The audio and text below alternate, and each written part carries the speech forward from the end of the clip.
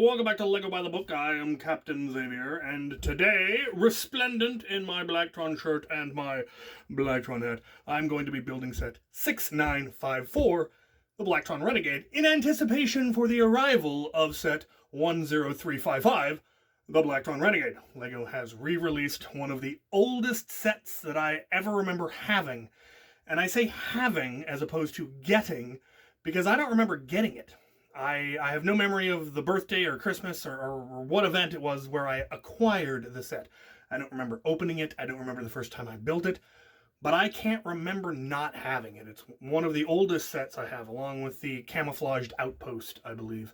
Was the other one that falls into that realm of before memory. I built it many times over the years. I've built my own massive custom versions of it. None of that has survived, but I do still have the original set. And so I'm gonna build it. I built it previously to be part of my display of all the vintage space stuff, the stuff that I grew up with. So I think most of the parts are here. I remember there were a few that I was missing that I believe I went out and acquired. I don't know if all of the correct parts are in here, or if I may have made substitutions when I built it, because that was long enough ago. My collection was a lot smaller, and there were parts I was missing. I may try to find any parts that are missing. There might be some printed parts that I couldn't find at the time that I might have now. But let's build this thing. We start with minis. It's supposed to have two of the very menacing Blacktron figures that I am a huge fan of. And for a while there, they were really easy to find in the various pick-a-bit or build-a-fig bins around here, Bricks and Wheels and other places that had figs. There apparently wasn't a huge interest in them, and they were easy to find, and I have acquired a lot of them, so I have doubled the standard crew. It's supposed to come with 2. I have 4 for whatever reason, so we will see them again.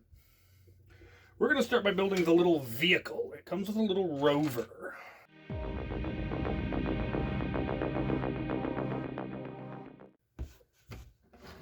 And there we have it. Our little rover. And for its size, it's remarkably detailed. They put little fuel tank looking things on the side and some greebles on the back and the front, and it steers using a pair of joysticks for some reason. It's got fenders over the wheels. That's an unusually complex detail for something that's going to be this small and is going to be inside the set. I like it. I like it. Alright, let's start building the frame.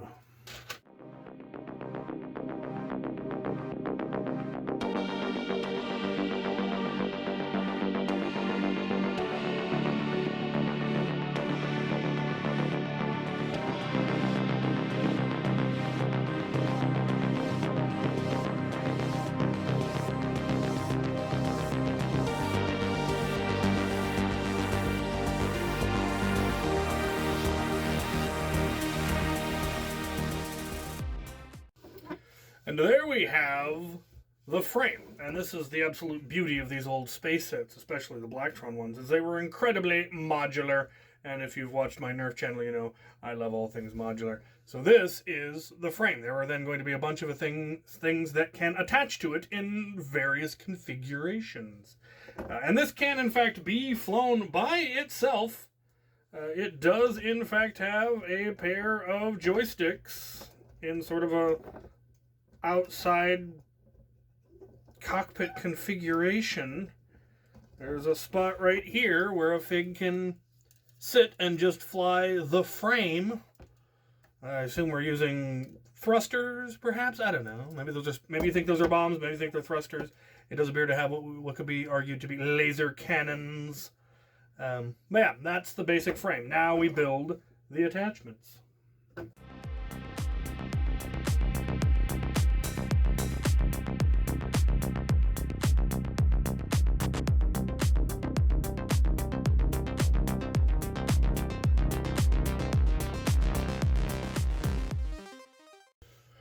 And there we have the first module. It is the primary cockpit, I suppose, and it will fit an single trooper. And I did make one fairly significant, well, I don't know how significant it is, but I did make a change to this design. In the original, it's open right here. This section is you can just see into it. And I found that odd because the parts necessary to be able to enclose it and still have the pilot be able to sit in it already exist. In fact, they exist in this set. They had these parts, which is what I used. But I felt I wanted to enclose that, so I did. It does have one slight feature. The wings can fold forward to make it sort of its own little flying ship with, I assume those are meant to be more cannons. Oh, supposed to have some red bits on the nose, apparently. Which I think I will then end up short of, because I don't think I had those before. Yeah, we've got our laser cannon Rudolphy looking thing. But this will, of course, connect to the frame.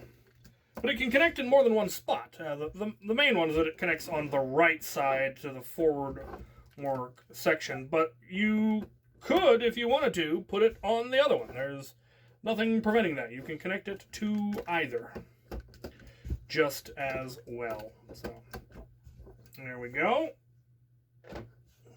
Onward.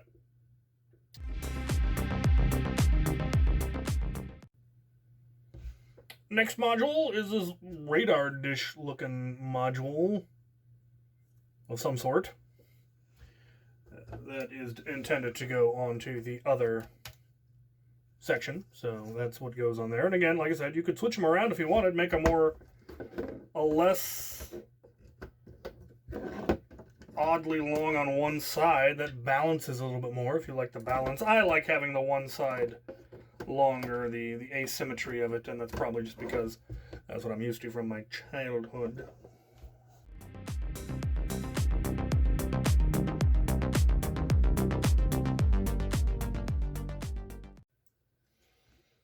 And here we have a pair of little scout vehicles with thruster engines, little thruster engine looking things, joysticks. They zoom about. Very, very cool. They had some interesting techniques, a way of offsetting a 3x3, so it's half a plate or a stud wide. I thought that was neat. It's not that kind of stuff. But these also attach to our main frame on either wing. There is a spot that these sit down on. Suppose if you were flying about in space, you wouldn't really want to be sitting on the wing like that, but they're gonna.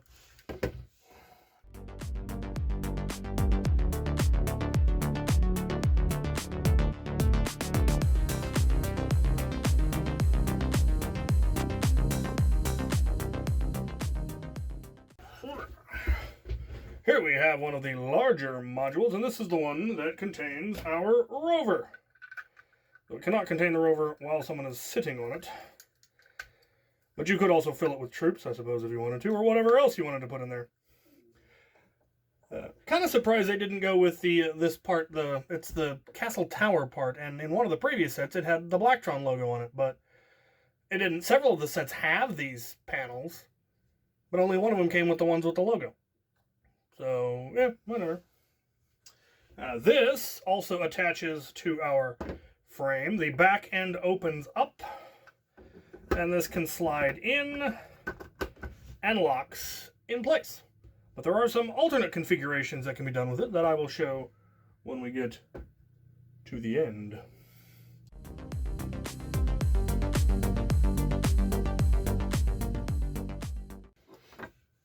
And the final two modules are the engines. And they lock in here in the back. And then there is actually a part that holds them closed so that this can't fall out. And there we have the completed set. But now we can have the fun of reconfiguring, because we can take the cockpit off and we can take one of the engines off and we can put it on there, and now it actually looks like it has a way of propelling itself. It looks like a little rocket ship, which is neat.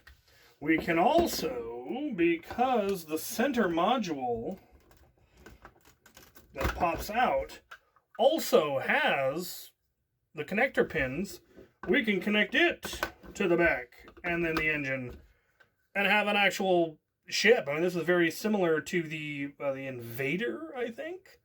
The one that was previously re-released had a very similar design, except it had little solar dish-looking things on the back. But beyond that, it's not unlike that one. And you can, in fact, mix and match between the sets. Most of them did, in fact, have the same connections, and I may talk about that when I discuss the differences between the new ones and the old ones in that modularity. We could, if we really wanted to, put an engine on our radar dish and have it be a self-propelled satellite of some sort, I suppose, or a bomb. It's always been kind of questionable what exactly Blacktron's role was in all of this. You could put this on the front of here and have a rocket and have it be a self-piloting MacGuffin, because there's nowhere to actually put a pilot now. All kinds of options. And again, you could put this module up front and have this here. Well, no, now the wing, that gets in the way of the wings, so we'd have to put this here to make the neck even longer and awkward and lopsided. Now it wants for some support, but you can connect it however you want in whatever configuration pleases you with the various options.